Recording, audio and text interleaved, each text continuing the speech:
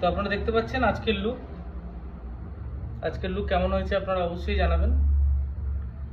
তো আজকে আমার উপর একটা ওয়েস্টার্ন লুক হয়েছে, যে লুকটা করেছে সোমা পাল, একটা ছোট্ট মেয়ে দেখতে পাচ্ছেন, খুব সুন্দর কাজ করেছে। এর আগেও আমার সঙ্গে কাজ করেছে অনেক দিন আগে, তখন আমার শ্যুট সবে আমি শুরু করেছিলাম, তখন ও কাজ করেছিল, আবারও ও কাজ করলো।